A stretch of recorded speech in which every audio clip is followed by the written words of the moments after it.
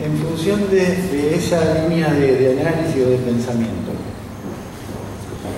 algunas políticas públicas de alto impacto, que nosotros las vemos a partir de la información, del análisis estadístico, del análisis socioeconómico, cómo se perciben o si quedan huecos en la forma de plantearlas hacia los sectores populares. Por ejemplo, la asignación universal por hijo, para dar un ejemplo, o la inclusión jubilatoria, la inclusión previsional.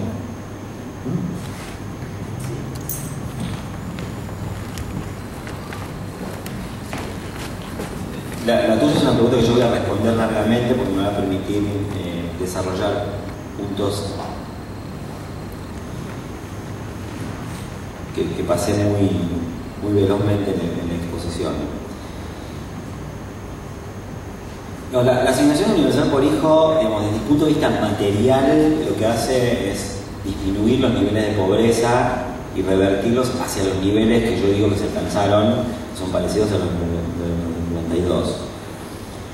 Entonces ahí hay una primera cuestión que es más que de cómo lo perciben, de qué es lo que pasa, ¿no? Y qué es lo que nosotros creemos que pasa y qué es lo que nosotros creemos que debería pasar.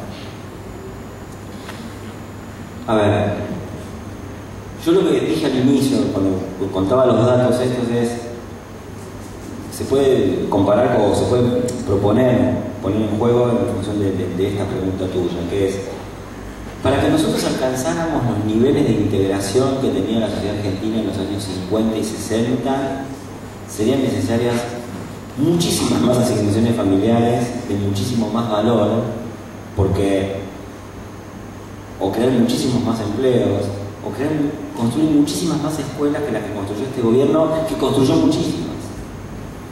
O sea, lo que nosotros creemos que debería pasar es mejorar los niveles de integración, y nosotros tenemos en el imaginario el horizonte de lo que fue Argentina de los 50 y los 60. Pero la verdad es que lo que tenemos que tener en el horizonte son horizontes mucho más bajos de integración, porque aún con esos horizontes mucho más bajos cuesta muchísimo arreglar las cosas. Yo no estoy diciendo ni conformista, ni tirándome a menos, ni nada. En todo caso estoy diciendo el horizonte de tiempo que es necesario para arreglar las cosas en términos exclusivamente económicos, desde tener integrada a la gente a un sistema de salario y de asistencia social. Se necesitaría recuperar 40 años de inversiones sociales que no hubo. Y 40 años de inversiones sociales que no hubo respecto de épocas en que, digo, ustedes, si ven los edificios públicos que se construían en los años 40 y ven los edificios públicos que se construyen hoy, ya tienen una idea de lo pobres, de lo impotentes que son los estados actualmente. Entonces, hay que recuperar 40 años de inversiones públicas con estados mucho menos potentes que los que teníamos hace 50, 60 años, ¿no? Eso es lo primero. ¿Qué es lo que pasa? ¿Qué es lo que creemos que debería pasar? Y qué arregla este tipo de políticas. La segunda cosa es bastante más compleja, porque yo entiendo, la asignación universal por hijo, por ejemplo, aspira a una cosa que es buena, que es crear un derecho. Por pertenecer a una sociedad, usted es reconocido y su dignidad no es menos que lo que le permita sobrevivir, digamos. Nosotros no lo vamos a matar de hambre. Es casi como que la ciudadanía se amplía en términos de derechos materiales. Ahora, ¿cómo es el encuentro entre el Estado y estos sectores populares en términos de las creencias políticas y religiosas que yo digo? A ver, no es que es un encuentro improductivo, no es que es un encuentro que no sirve para nada. Yo me acuerdo, algunos se acordarán porque tienen la misma edad que yo o más que yo, cuando empezó el radicalismo con el Plan Alimentario Nacional, el PAN, que por un lado, cuando la gente recibía el PAN, Le daba mucha bronca porque no tenían, digamos, quería decir que no tenían trabajo. Y por el otro lado, yo me acuerdo, y no lo digo críticamente, digo, con las mejores de las intenciones, los punteros radicales me recitaban a la gente un rezo democrático, o sea, y entonces el plan, que la democracia se cura, se come. La gente no se volvía más democrática, ni tenía otras percepciones de sus derechos, porque le daban el plan alimentario nacional, porque en realidad sentía herido su derecho al trabajo. Claro, 20 años después de una crisis de desempleo brutal, la asignación universal por hijo, a los que la reciben les causa un efecto de reconocimiento que uno no debería dejar de valorar. Ahora, ese efecto de reconocimiento yo no sé si se traduce exactamente en una noción de ciudadanía como la que nosotros creemos que debería existir. Porque la recepción de esa propuesta de reconocimiento, la comprensión de esa propuesta de reconocimiento, se da en términos de las creencias políticas de estas personas que evalúan que la política efectivamente es un intercambio. Y yo no estoy censurando esa idea. ¿Sí? Simplemente digo, el encuentro entre el Estado, que da la asignación familiar o la asignación universal por hijo, y los sujetos de los sectores populares se da procesado por creencias que nosotros no vemos, pero que son muy eficaces en la interpretación de lo que se recibe. Y en esa interpretación no se constituyen en ciudadanos alemanes, como le gustaría por ahí al planificador de las políticas públicas. Pero hay otra cosa más que se puede responder a lo que vos decís, ya pensando no en la asignación universal, sino en conectar igualdad. Hay ciertas acciones que se ejercen desde el Estado con una expectativa que ejercen un efecto importantísimo, pero que no es el efecto buscado. Entonces, la introducción de las netbooks en las escuelas es muy eficaz, pero no necesariamente para lo que fue planificado. Los chicos hacen otras cosas con las netbooks y no solamente pavadas. Pero digamos, ahí funciona una estructura de prácticas, de creencias, de representaciones de los chicos que reciben las netbooks que les permiten usar ese material de una forma totalmente distinta a la que espera el Estado y a la que pueden enseñarle los profesores. Entonces, un poco ampliaba el ejemplo para decir, las políticas del Estado tienen efectos, no alcanzan a reparar décadas enteras de desinversión social y esos efectos no son los directamente buscados. Todas esas políticas aparte están madurando, o sea, 3 años de asignación universal por hijo es nada. La verdad es que es nada. En todo caso, yo podría decirte más o menos en un largo plazo, que nosotros llevamos más o menos 15 años de inversiones sociales bajo la forma de inyecciones de dinero en las familias, han transformado las prácticas sociales de los sectores populares y han desvinculado relativamente la expectativa de salario respecto a la del trabajo. Y yo con esto no quiero decir nada que ni se entienda, que estoy diciendo lo que podría decir alguien que critica esas políticas, que es vagos, no quieren trabajar, entonces piden los planes o se embarazan para tener planes. No estoy diciendo nada de eso, al contrario, digo, se ha desvinculado el derecho a la existencia de la posibilidad del trabajo en una sociedad que es incapaz de dar trabajo, digamos, en la cantidad necesaria, en la calidad necesaria. Entonces, sí, me parece que la consolidación de expectativas de recibir dinero más allá de la situación laboral es relativamente grande, y creo que un efecto posible de eso es que muchas de estas inyecciones de dinero, aunque no creen ciudadanía específicamente, sí crean conciencia de un derecho a una asistencia del Estado y nadie va a poder revertirlas fácilmente. Igual todo es reversible porque en Argentina fuimos de un lado al otro y lo que parecía imposible se hizo posible 2 veces. Así que no podría decir que es imposible revertirlas, pero digo, habría mucho conflicto si se intentara revertir esas designaciones que ya sí consolidaron derechos en los que la existencia y el derecho a la asistencia material está desvinculado del trabajo. Sí. te acerco.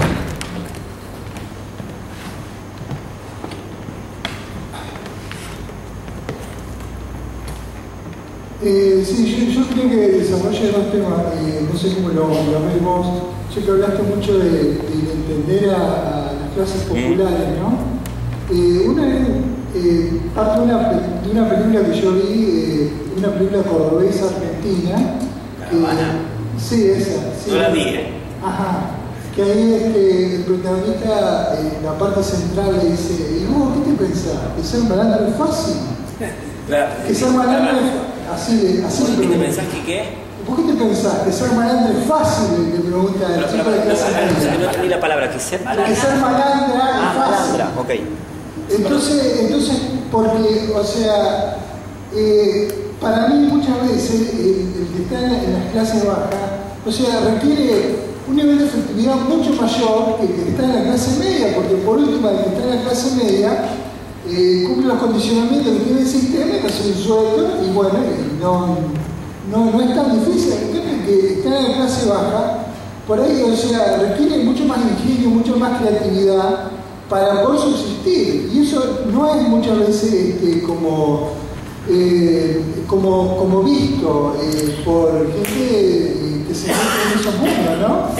Y otra es muy relacionada en cuanto al lenguaje que para algunos es un lenguaje más rico, de la clase baja, y más generador, o sea, de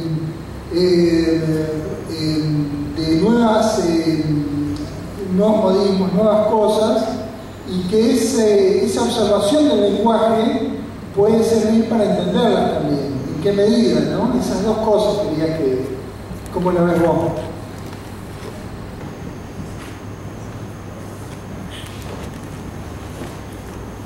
Mira, de las dos cosas que has dicho, yo no sé si tengo exactamente algo que yo pueda decir.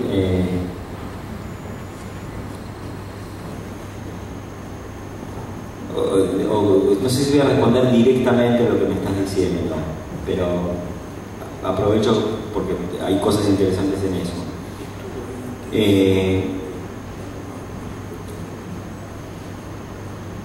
Si uno toma la experiencia de los sectores populares durante los últimos 40, 50 años en Argentina,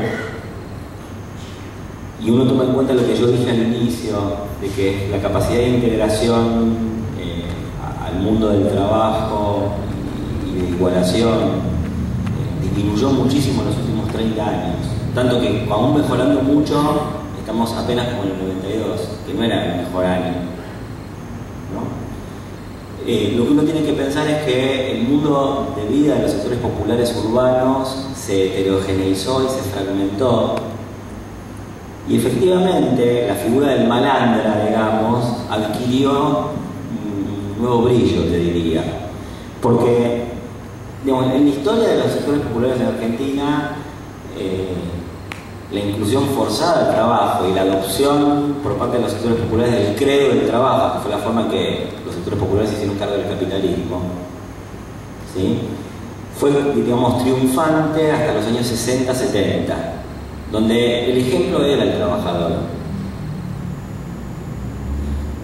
Yo creo que uno de los síntomas de la fragmentación actual y de la situación actual es que el trabajador no es el único ejemplo en el mundo popular. Y por ejemplo, reaparece la figura del malandra con alguna legitimidad. Esa observación me parece importante para poder entender la pluralidad de figuras que asume la experiencia de los populares, de qué modelos, o sea, no hay un solo modelo, hay por lo menos dos modelos. Y en segundo lugar, lo otro que decías, pero me olvidé, era lo de... lo del lenguaje. Sí, mira, yo específicamente sobre el lenguaje no sé bien qué decirte, pero lo que sí yo pienso que es análogo a lo del lenguaje, o tiene que ver con lo del lenguaje, es las formas expresivas de los sujetos de los sectores populares no son carentes de distinciones, de articulaciones, de elaboraciones, pero tienen distinciones, articulaciones y elaboraciones diferentes de las que tiene, digamos, nuestro universo lingüístico de gente de clase media que fue a la primaria, la secundaria. que pasó por ese dispositivo educativo. Y es más, diría, hay prácticas de los sectores populares que tienen esa riqueza, pero no reconocible porque están acuñadas en otro patrón, en otras jerarquías, que después sí terminan siendo reconocidas como válidas por grupos sociales más elevados. El circuito clásico de ese recorrido es el tango. El tango empezó en los arrabales y terminó en los salones. Claro, fue cooptado, fue transformado, pero digamos, el tango fue una elaboración popular que terminó siendo para las élites, y del tango de la arrabal a Piazzolla, ¿no? Hay un recorrido. Nosotros no sabemos si la cumbia villera no va a dar origen a algo, pero digamos, en principio su recorrido ha sido exactamente el mismo del tango. Empezó en los arrabales y hoy uno escucha que hay jóvenes de clases medias de Buenos Aires, no de Buenos Aires, sino de la ciudad de Buenos Aires, que encontraron que la cumbia es un buen material para hacer ellos sus propias experiencias musicales con música digitalizada. Entonces yo diría, por ejemplo, en todas las tendencias de renovación estética y musical y de vanguardia, gente que hace música digital, música electrónica y que son como creadores importantes del momento, muy reconocidos en ciertos circuitos sociales elevados, la cumbia es un insumo importantísimo de esos grupos que hacen experiencias de renovación estética. Con lo cual vos tenés que parte de ese recorrido de elevación social de un género y de reconocimiento de su riqueza en un lugar social pasa a otro, también se estaría dando con la cumbia. Pero en principio te respondo, digamos, por ejemplo, en la música a mí no se me ocurriría nunca decir que es una música que falta de riqueza por un lado, y aparte sí se me ocurriría decir que esa riqueza es reconocida por otros grupos sociales cuando buscan experiencias de renovación estética.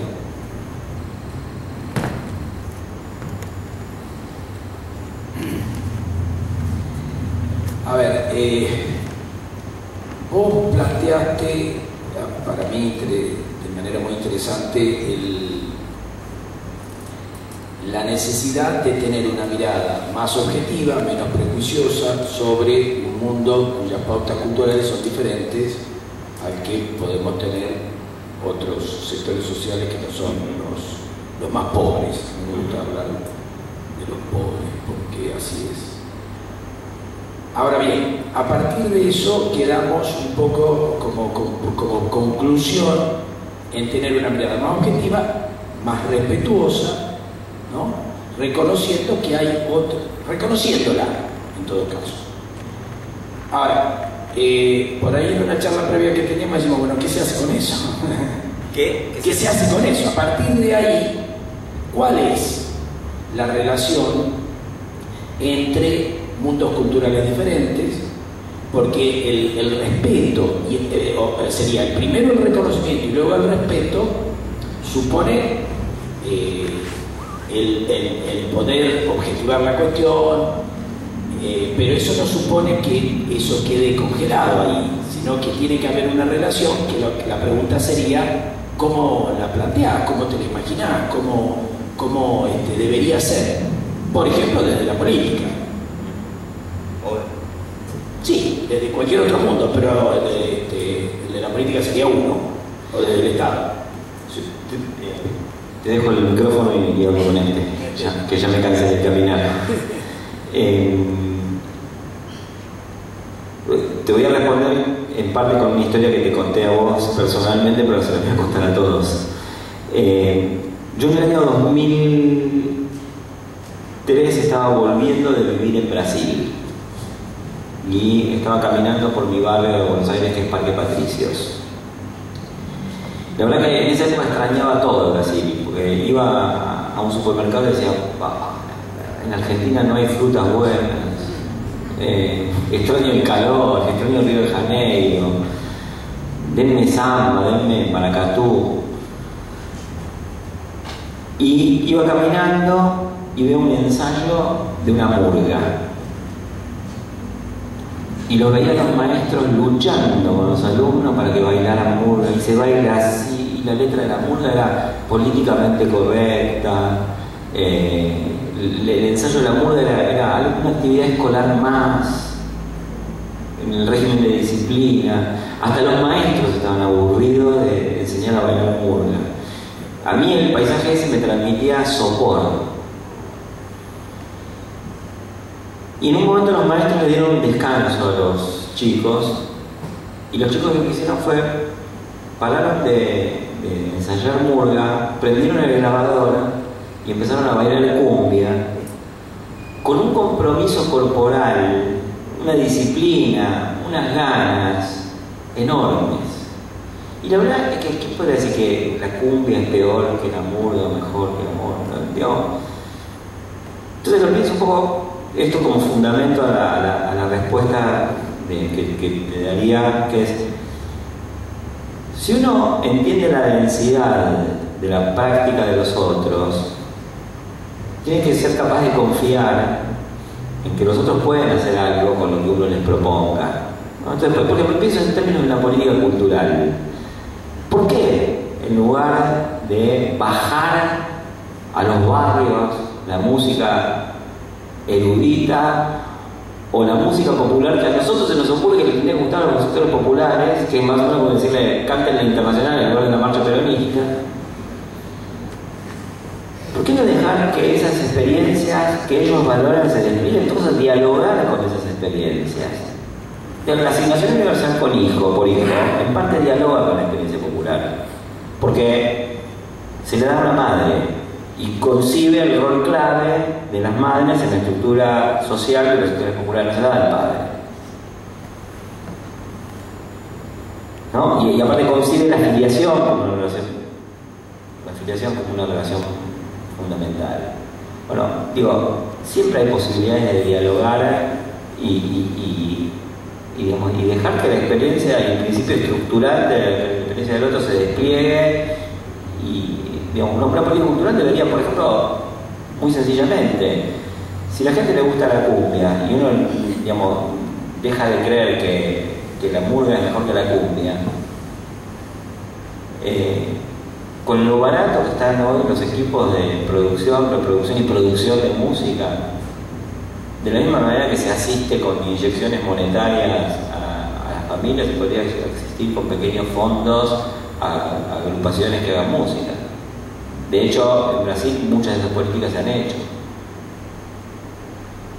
¿no? Y digo, sería básicamente, sí, nosotros apoyamos lo que ustedes hacen y si quieren les damos ámbitos. Digo, tampoco se puede estatalizar todo eso, ¿no? Pero decir en el ejemplo de la política cultural. Pero más allá de eso, hay otro problema en lo que vos planteás, y yo lo entiendo, estoy de acuerdo, que es, uno puede reconocer lo de los otros, pero no necesariamente adherir a lo de los otros. Entonces, por ejemplo, uno puede encontrar que la práctica de inyectarse drogas con agujas usadas, y que es peligrosísima desde el punto de vista ya no del uso de drogas, sino de la transmisión del virus del HIV, es una práctica que no cede, o en una época no cedía, a pesar de que la gente tenía información. Uno le decía a los tipos, no compartas las jeringas y no compartas las agujas. Y la gente lo hacía. ¿Y por qué lo hacía? ¿Era porque no sabía que se podía transmitir el virus del SIDA? No, era porque yo no puedo ser tan maricón de no compartir la jeringa en el grupo que la compartimos. Entonces, una política de reducción de daños tendría que haber dialogado con ese factor y no hacer como si no existiera. Lo cual no quiere decir, digamos, convalidar y decir no, compartir la jeringa usada. Pero no era en términos de información higiénica que iba a derrotar esa práctica. Entonces, el diálogo sirve incluso hasta para erosionar prácticas que uno cree necesario de que nos sigan. Que yo diría, no sé, desde mi punto de vista, por ahí alguien dice que no, pero desde mi punto de vista, yo creo que, digamos, habría que promover que no se compartan las jeringas usadas, ¿no? Pero aún así yo estoy obligado a reconocer la densidad del fundamento de la práctica del otro y no creer que si el otro lo hace porque está destruido.